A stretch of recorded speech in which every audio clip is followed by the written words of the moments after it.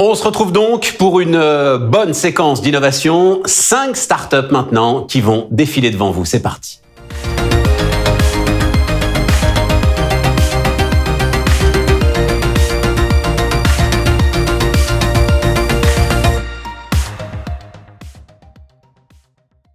Management de la performance. Ça, c'est, alors, pour le coup, l'un des sujets du moment, Étienne. Donc, Étienne Lescaon, CEO, cofondateur d'Elevo. Exactement. Management de la performance. Faut me raconter. Alors, d'abord, la démarche autour d'Elevo. Ouais, bien sûr. Alors, la mission d'Elevo, c'est d'aider les organisations à créer des cultures de travail performantes dans la nouvelle économie. Pour ça, on est l'allié des équipes des ressources humaines pour remettre l'humain au cœur des enjeux business des organisations. Plus concrètement, qu'est-ce qu'on fait? On développe une solution cloud. Parce que chaque fois, concrètement, il y a ces débuts de pitch là. Vas-y, raconte-moi ce que tu fais. Alors, on fait une solution cloud de management de la performance et des talents. Et donc, on vient réinventer les pratiques de management dans les organisations et plus largement tous les moments clés de l'expérience collaborateur. Donc, l'onboarding, l'évaluation de la performance, la gestion des carrières, la formation, etc. Restons par exemple sur le management de la performance. Ouais, tout à fait. Comment ça se passe? Quels sont les outils? Quels sont j'en sais rien, les critères, les KPIs, les épreuves, bien sûr, auxquelles tu soumets l'ensemble de ceux que tu évalues? Alors aujourd'hui, l'évaluation de la performance dans les entreprises, elle se résume très souvent à un entretien annuel d'évaluation, qui est devenu un rituel totalement administratif, qui est une tannée à la fois pour les collaborateurs, les managers et les équipes RH. Nous, il y a un débat là-dessus. Bon, je referme la parenthèse, mais il y a un débat. C'est une tannée si tu le fais mal. Exactement. Alors exactement. Alors nous, notre inspiration, on la tire de nos expériences précédentes avec mes associés qu'on a eues dans les entreprises tech, donc chez Apple, Google et Criteo par exemple, des entreprises dans lesquelles il y a un très très fort investissement sur les collaborateurs, sur leur développement, et dans lequel l'évaluation de la performance et donc les entretiens d'évaluation sont un moment fort. Donc c'est ce premier élément qui nous a inspirés au départ.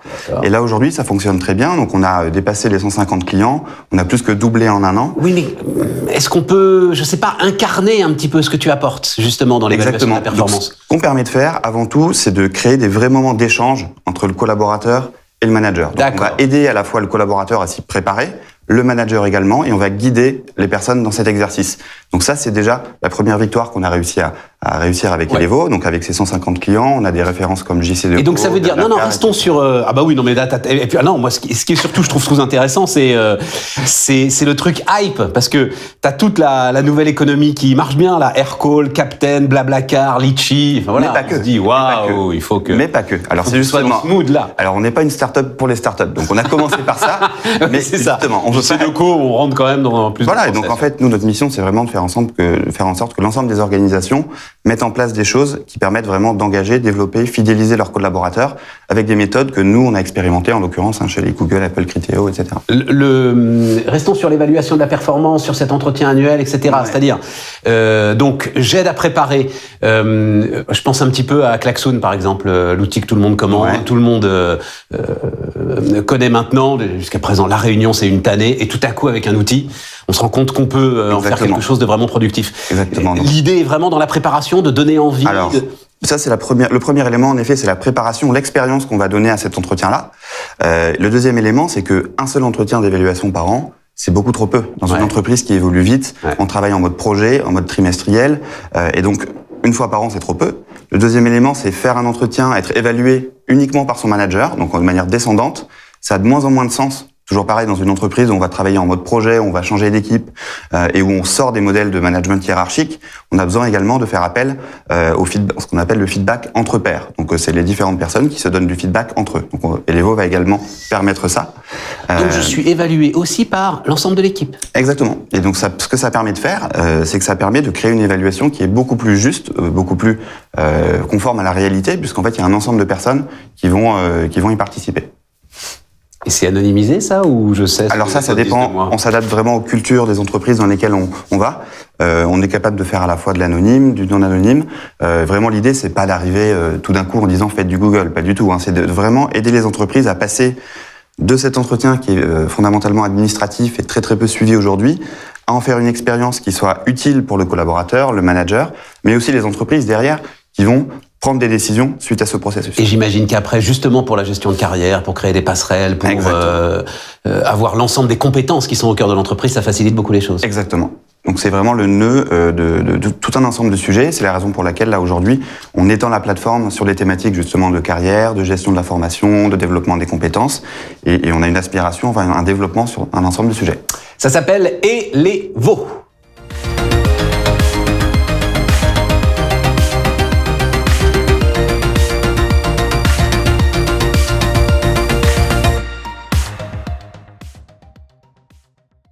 On va partir au cœur de la guerre des talents. C'est ça. On va aller sur le front de la guerre des talents.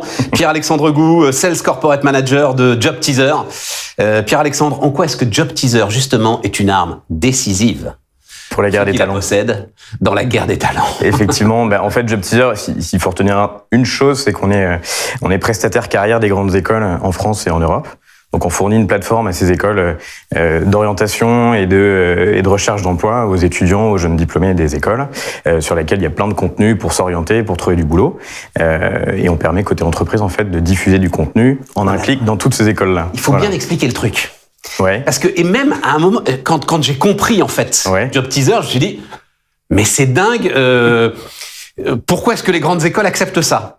En gros, vous leur fournissez gratuitement et en marque blanche. Exactement, ouais. Le système d'orientation dont elles ont besoin pour leurs étudiants. C'est exactement ça. Voilà, il y a plein... Ce qui veut dire que vous, en sous-jacent, j'ai presque envie de dire, vous avez l'intégralité de ce qu'ils veulent, de ce qu'ils disent, de la façon dont ils évoluent. Enfin, voilà, c'est tout ça quand même. Oui, effectivement, on a beaucoup de données, beaucoup de data effectivement sur leurs étudiants. Les équipes écoles travaillent énormément aux besoins côté école pour leur fournir justement. Alors ça peut être plein de choses, des plateformes d'orientation par exemple de soft skills, permettre aux étudiants de mieux se connaître pour mieux s'orienter. Ouais. C'est un vrai besoin côté école, donc ça on le développe par exemple, ce qui nous garantit nous aussi une très forte utilisation qu'on peut mettre en avant côté entreprise, parce que forcément on a de l'engagement côté étudiant. Mais je suis obligé de vous poser la question, Pierre-Alexandre. L'étudiant qui va se connecter, j'en sais rien, il est à l'ESSEC par exemple, je crois que c'est une des écoles avec lesquelles il sait que parmi les 700, voilà, il sait que le système sur lequel il se connecte, c'est le système Job Teaser, et que donc une partie des informations qu'il va diffuser à travers ses recherches vont ensuite être communiquées à un certain nombre d'entreprises. Oui, effectivement. Alors ça, on fait vraiment attention parce qu'il y a la fameuse RGPD. Voilà, c'est ça, tout ça. On est bien au fait de tout ça, donc il n'y a pas de souci, effectivement. C'est un peu le dialogue entre les deux. On va permettre à l'ESSEC de diffuser du contenu privé auprès de ses étudiants. Ouais. Donc c'est pour ça que c'est du contenu de qualité pour l'étudiant de l'ESSEC, par exemple. Mais on va aussi laisser du contenu qu'on va produire, nous, Job Teaser, auprès de toute la base étudiante. Voilà, et c'est ça qui fait la force aujourd'hui. On a plus de 80 000 entreprises qui diffusent du contenu chez nous. Et ça, aujourd'hui, l'ESSEC, c'est compliqué, par exemple, pour l'ESSEC de produire tout ce contenu-là. Évidemment. Donc on met à disposition le contenu des entreprises auprès des étudiants. C'est compliqué pour l'ESSEC de produire ce contenu, et c'est compliqué pour les entreprises. Ouais. Bon, ils font des journées portes ouvertes, des trucs comme ça, etc. Mais enfin, on se rend bien compte que c'est compliqué pour les entreprises d'aller toucher directement ces étudiants. C'est le levier digital, en fait, tout simplement. C'est qu'en en un clic, on peut diffuser, travailler sa marque employeur, diffuser des offres d'emploi, de stages, d'alternance, etc., directement auprès de ce réseau d'écoles. Alors, on voit ce que vous faites du côté des réseaux d'écoles, mais j'imagine qu'avec cette connaissance très fine que vous avez des étudiants, derrière, vous apportez du conseil aux entreprises aussi sur la façon dont elles communiquent, dont elles s'expriment. Effectivement, aujourd'hui, on se veut expert de cette génération de jeunes talents. Donc, on sait ce qui va fonctionner comme message, comme approche, etc. Nous, on a mis en place plein d'outils. Alors, ça dépend parce qu'il y a vraiment le recrutement pur et dur. Donc là, c'est de la diffusion d'annonces très simplement, voilà, pour recruter. Très simplement, il y a moyen de diffuser. C'est pas si simple. C'est pas si simple que ça. Même dans le marketing de l'offre, etc., il y a des gros enjeux autour de ça. Ça, c'est sûr. Donc nous, on est assez experts là-dessus. Donc on aide les entreprises sur ces sujets-là. Et puis il y a tous les sujets aussi de marque employeur derrière. Et ça, c'est clé aujourd'hui. Il faut que les entreprises puissent montrer vraiment qui elles sont, si elles arrivent vraiment à incarner les valeurs qu'elles mettent en avant sur leur communication, etc. Nous, on les aide à justement porter ces messages-là, bien les porter, selon plein de formats différents pour que les entreprises, c'est une arme redoutable. Et communiquent, digitalisent leurs relations écoles. Plusieurs années, Job Teaser. Oui, effectivement. Un track record intéressant, là. Oui, j'allais dire 10 ans, mais ça fait quelques années que j'y travaille. Donc, une douzaine d'années maintenant, quasiment, en effet. Et dernier point, parce que vous êtes obligé pour suivre vos étudiants, il faut une dimension internationale. Oui, complètement. On est dans 27 pays aujourd'hui. On essaye d'avoir vraiment une approche européenne dans notre développement. Y compris des grandes écoles européennes. Oui, complètement. À laquelle vous offrez le même service ? Exactement.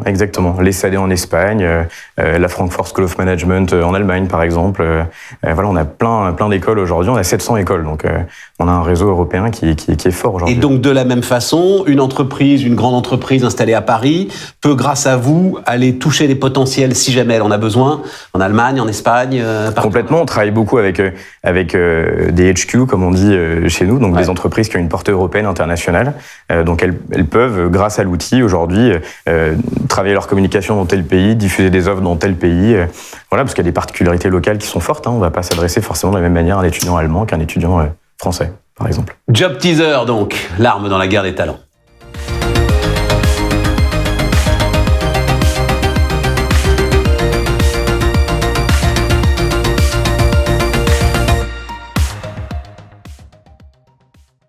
Alain Kremer avec nous, Nibellis. Mais Alain, Nibellis, c'est pas une start-up? Moi, ça fait 40 ans que je suis dans le domaine du logiciel. Bah oui, mais alors à un moment, faut arrêter de dire qu'on fait des start-up. Alain, ça s'appelle une entreprise. Tout à fait. Tout à fait. Non, mais pourquoi est-ce que, enfin, moi, ça m'intéresse. Donc, Nibellis existe depuis combien de temps? 20 ans. 20 ans. Ouais. Et vous vous considérez toujours comme une forme de start-up? Ce qui est vraiment le start-up, c'est la technologie. C'est-à-dire toute l'association du cloud, de Oracle, de toute cette évolution technologique incroyable avec l'intelligence artificielle qui va aider de plus en plus les entreprises à prendre de bonnes décisions, on va dire dans tous les domaines, mais dans le domaine de la paye et des ressources humaines. Donc la start-up, c'est celle qui associe la technologie, donc les évolutions incroyables aujourd'hui, et en même temps la notion de service qui sont rendues possibles par cette technologie. Quand vous dites société de référence dans la gestion de paie et des ressources humaines. Référence, quelle enfin, moi je pense à des géants qui sont les sociétés de référence sur ce sujet aujourd'hui, Alain. Oui, alors aujourd'hui, dans le domaine de la paye, des ressources humaines et de la gestion des temps, Nibellis offre une solution complète. On peut presque vraiment complète dans tous ces domaines. Et on est aujourd'hui avec 2000 clients sur cette cible-là, avec cette couverture fonctionnelle. On peut dire qu'on est aujourd'hui les seuls, il est unique à vraiment proposer quelque chose d'opérationnel, de robuste, de fiable et de réellement efficace. On peut dire que sur ce sujet-là... plus de 2 millions de paix traitées chaque année, c'est ça? Tout à fait. Ouais. Et alors, donc, qu'est-ce qui fait la différence? Qu'est-ce qui fait l'efficacité de Nibellis, à votre avis? Alors, j'aime à dire que c'est l'association de la technologie et d'un service de proximité. Ce que permet aujourd'hui ce qu'on appelle le cloud, c'est d'avoir des bases de données totalement mutualisées. Ça permet aux entreprises de bénéficier de mises à jour temps réel sur l'ensemble des données légales, conventionnelles, qui leur permet donc d'être totalement à jour, sans aucune intervention de leur part. En même temps, le cloud permet à tous leurs collaborateurs, que ce soit le salarié, que ce soit le manager, que ce soit les directeurs, de disposer de toutes les informations en temps réel. Donc cette association de la technologie et d'un service de proximité rendu possible par le cloud, c'est-à-dire que nos consultants accèdent en temps réel, en même temps que le client, à les informations des clients. Quand vous dites 8 pôles de compétences, c'est-à-dire réseau national de 8 pôles de compétences. Alors c'était 8 agences. On a des agences sur tout le territoire. C'est-à-dire qui viennent compléter justement cette offre cloud qui, elle, est totalement dématérialisée. Tout à fait. Et peut peut-être inquiéter alors un tout petit peu, notamment les PME qui aiment bien avoir parfois un interlocuteur, c'est ça? Voilà. C'est ça. Alors évidemment, de moins en moins, évidemment le cloud devient de plus en plus évident, évidemment la technologie évolue et continue à évoluer vers encore plus d'ergonomie, de simplicité, d'automatisme. Donc toutes ces notions qui, il y a 20 ans, étaient assez précurseurs, aujourd'hui deviennent évidemment de plus en plus évidentes pour tout le monde, et les gains que les entreprises y trouvent sont prouvés aujourd'hui par des exemples très concrets, très pratiques, des clients qui sont amenés à l'utiliser. Et le fait d'avoir démarré il y a longtemps sur ce sujet où beaucoup essayent de vous rattraper, voilà, on va dire ça comme ça, ça vous donne, on garde des coups d'avance justement sur l'ensemble de ces technologies, sur la gestion du cloud, sur la... Je pense que les solutions de paye, de ressources humaines sont des solutions complexes, entre complexes et très complexe, absolument, qui demande à la fois évidemment la technologie, mais également beaucoup d'expérience, pour répondre réellement aux besoins des clients. Sachant que post-Covid, on va dire ça comme ça, l'autonomie, la fin du microcontrôle amène une nécessité de partage d'informations en temps réel, c'est ça L'idée, c'est par exemple, on peut prendre des exemples rapides, il nous reste quelques secondes. Rapides et très concrets. Par exemple, les évolutions Covid. C'est-à-dire que toute l'activité partielle ont pu être mis à jour immédiatement dans nos solutions. Et évidemment, les gestionnaires de paie, ils n'étaient pas forcément dans leur entreprise à cause évidemment de la nécessité de télétravail. Et ils ont pu, de façon extrêmement simple et souple, accéder à leurs informations et continuer à réaliser la paie de tous les salariés en toute confiance, en toute fiabilité. Donc c'était efficace pour elle, extrêmement efficace. Ouais. Alain Crémer, le patron de Nibélis. Merci.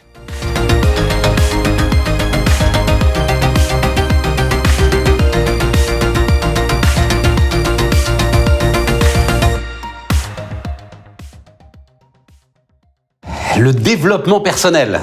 Anne Tessier-Chenbeau. Bonjour Anne. Bonjour Stéphane. The Fabulous. Alors, dites-moi d'abord ce que c'est que The Fabulous. C'est pas français, hein, c'est ça, Anne? Eh ben, pas du tout. Fabulous, c'est une start-up française. Ah bon? Nous sommes nés il y a 6 ans et nous avons lancé une application de coaching. Mais comment on peut être... Attends, je coupe tout de suite, moi. Comment on peut être numéro 1 aux États-Unis, au Canada, au UK sur le développement personnel si on n'est pas américain? Eh ben, comme quoi, ça, c'est l'histoire des belles success stories françaises à partager. Et oui, nous sommes nés ici, il y a 6 ans. Mais parti aux États-Unis, alors assez vite. Parti aux États-Unis parce qu'en fait, notre laboratoire est incubé à Duke University. D'accord. Avec, dans un département de neurosciences et de sciences comportementales. D'accord. Et ça a été le début de l'aventure il y a 6 ans. Nous avons créé notre programme de coaching là-bas. Nous avons souhaité nous adresser au plus grand nombre. Donc, le vecteur le plus simple était une application. Et donc, notre métier, c'est de faire une application de coaching en santé, physique, mentale, lien social, pour développer le bien-être auquel chacun peut prétendre. Et en quoi? Alors, 22 millions de personnes, enfin vous revendiquez 22 millions de personnes qui à un moment ont pianoté sur votre application, quoi. C'est ça l'idée? C'est 22 millions d'utilisateurs qui ont téléchargé l'application, absolument, et l'utilisent. Aujourd'hui, on est l'application la moins désinstallée, par exemple. La moins désinstallée de quoi? Par rapport à quoi? De l'ensemble des applications de l'ensemble des applications de coaching, de santé et de bien-être. Vous avez tous toujours des chiffres, là, des trucs invérifiables. On est là. J'avais encore jamais entendu ça. L'application la moins désinstallée. Oui, en fait, c'est ça qui vous permet. C'est un bon critère. Hein, vous avez raison. Et c'est un très bon critère parce que ça vous permet de mesurer l'impact que vous avez vis-à-vis de vos utilisateurs sur le long terme. J'avais jamais pensé. Parce que la plus téléchargée, mais c'est vrai qu'on peut télécharger des trucs. Ouais.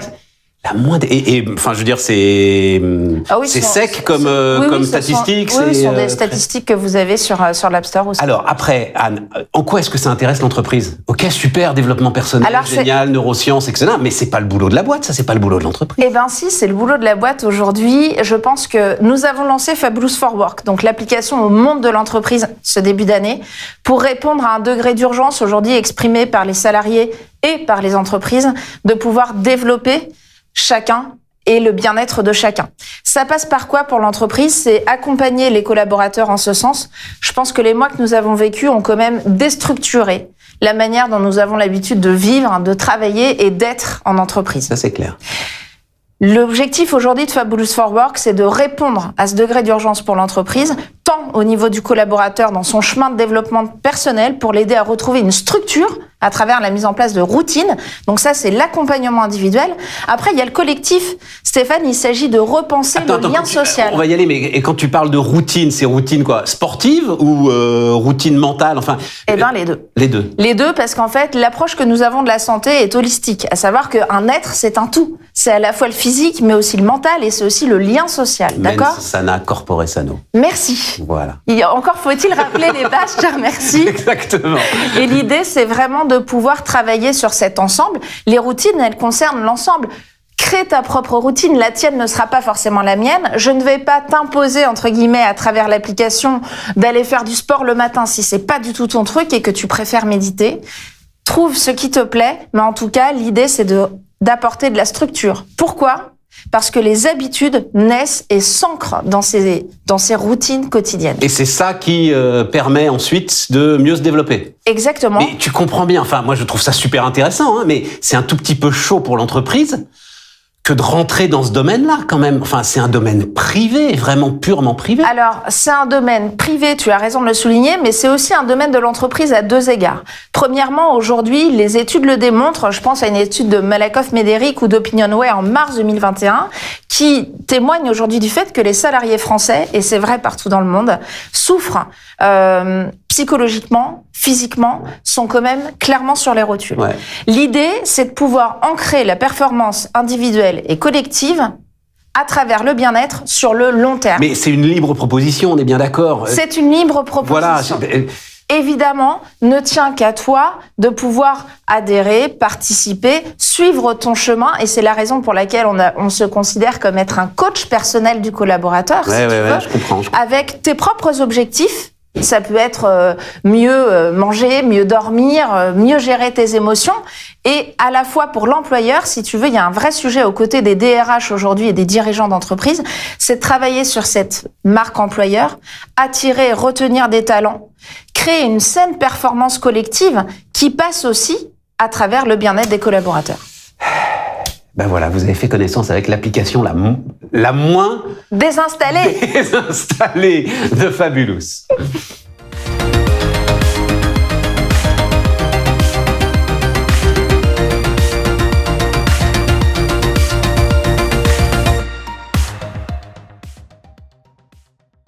Comment est-ce qu'on va appeler ça? Le risque managérial, ça vous va, Gaëlle, si on parle du risque managérial? Parce que oser manager par l'enthousiasme, hein, ça a été un de vos bouquins. Oui, tout à fait. Et ça veut dire qu'un manager, à un moment, doit accepter de prendre des risques, sortir des process pour créer l'enthousiasme. Tout à fait, mais c'est surtout créer l'enthousiasme, c'est embarquer ses équipes, c'est donner du sens au travail de chacun. Tout le monde cherche ça. Tout le monde cherche ça, et aujourd'hui, de toute façon, l'entreprise n'a plus le choix. Tout le monde ne parle que de ça. Ça devient une urgence. Ouais. Alors, comment faire? Comment faire? Eh bien, chez Todd, on a développé des outils pour aider le manager, justement, à aller chercher ce qui va créer de l'enthousiasme. À la base de toutes les solutions que propose Todd, il y a un outil de profiling, Spirit of Todd, qui va chercher... C'est parce que c'est l'esprit de Todd, les valeurs qui vous animent. Super. Et on modélise le comportement, les dynamiques d'engagement. Qu'est-ce qui va faire que vous allez mettre tout votre cœur, toutes vos compétences? C'est bien beau d'avoir des salariés avec des compétences. Ma dynamique ne sera pas la même que celle avec laquelle je travaille, et pourtant avec laquelle je travaille en toute harmonie. C'est pas parce qu'on travaille bien ensemble qu'on va avoir les mêmes dynamiques. Exactement. Et c'est souvent parce que vous n'allez pas avoir les mêmes. Et la difficulté aujourd'hui, et qu'est-ce qui fait justement toute cette souffrance dont Anne parlait il y a 5 minutes sur pourquoi les gens souffrent au travail, pourquoi ils sont désengagés? Parce qu'il y a justement un décalage entre ce qu'ils sont, entre leur dynamique d'engagement et ce qu'on leur demande. Gaëlle, il faut dire un mot de votre parcours quand même, parce que start-upeuse, c'est pas toujours qu'on a des start-upers qui ont écrit. Combien vous avez écrit? Au moins 2 bouquins. J'ai écrit un livre et j'ai participé à un autre. Et participé à un autre autour du management. Vous avez été associé au cabinet de management de transition qu'on connaît bien, Valtus, hein, qui alors pour le coup là va être au cœur de tout ce qui va se passer en ce moment, tellement il y a besoin de transition et de changement de business model. Ça vous apporte une vision différente, tout ça, cette expérience pour construire Todd, pour construire cette start-up? Complètement. La start-up Todd, moi je l'ai construite sur mon expérience managériale. C'est ça. Avant même Valtus ou l'écriture du livre. L'écriture du livre, c'est parce que j'avais besoin, après une vingtaine d'années de véritable management, j'ai dirigé l'usine de Poissy, de PSA, 7000 personnes, j'ai dirigé des filiales dans le béton, et j'ai été confrontée à une vision managériale personnelle très différente de la vision traditionnelle où vous avez un CV, on vous met dans des cases et le rôle du manager est surtout vu en disant tu fais ça, on regarde tes résultats, on te tape dessus si tu les as pas. C'est ça. Et on s'étonne que les gens s'y retrouvent pas. Ouais. Le travail, il n'est pas fait pour venir gagner son argent et rentrer. Il est fait pour réaliser. L'homme, il est fait pour se réaliser dans son travail. Bon, en quoi est-ce qu'un outil digital, il aide à cette magnifique ambition? Eh ben, ce qu'on a fait de façon inconsciente dans mon modèle managérial où moi j'embarquais mes équipes, où je donnais du sens et je dépassais les objectifs. Ah oui, je pense. Puisqu'on allait. Rien qu'en quelques minutes là, on a envie d'aller travailler avec vous. Oui. Voilà. Et du coup, comme ce que j'arrivais à faire naturellement, je l'ai modélisé. Comme effectivement, j'ai fait beaucoup de sciences dans mes études précédentes, j'ai regardé tout ce qu'on pouvait faire grâce aux neurosciences et à la psychologie comportementale. Et notre outil met en lumière justement, explique le fonctionnement de chacun et le fonctionnement personnel, ce qui se fait que vous êtes unique et qui fait votre force, vos talents uniques. Le problème que peuvent avoir des managers aujourd'hui, on en parle pour la confiance par exemple. Faire confiance, c'est pas une compétence. L'enthousiasme et savoir générer l'enthousiasme, c'est pas une compétence. Ça s'apprend. Eh ben oui et non. Nous, justement, on va donner l'outil au manager pour aller trouver les leviers, les moteurs d'engagement de son équipe, et on va lui donner les clés pour aller mobiliser ce potentiel humain qui est complètement sous-exploité. Aujourd'hui, quand on regarde les chiffres sur l'engagement, il y a moins de 10% des salariés français qui sont pleinement engagés. La moitié des cadres s'ennuient, et plus d'un quart souffrent. Donc il y a une perte de compétences, une perte de potentiel humain énorme. Eh ben nous, on explique d'où ça vient et on donne les clés au manager pour aller le chercher, pour mobiliser, pour recréer cette dynamique d'équipe dont toutes les entreprises vont avoir besoin aujourd'hui. Et en quelques secondes, c'est tout un parcours. Hein. C'est tout un parcours, mais c'est au départ une photo, un profiling de vous. Et notre grande spécificité, c'est qu'on va faire un profiling synchrone de vous, vos dynamiques, et des dynamiques et des moteurs nécessaires pour performer dans un poste. Et de ce profiling synchrone, on va faire naître ce qu'on peut appeler des synchronicités, porteuse de sens entre ce que vous avez envie de faire, ce que vous êtes et ce que le poste va exiger de vous.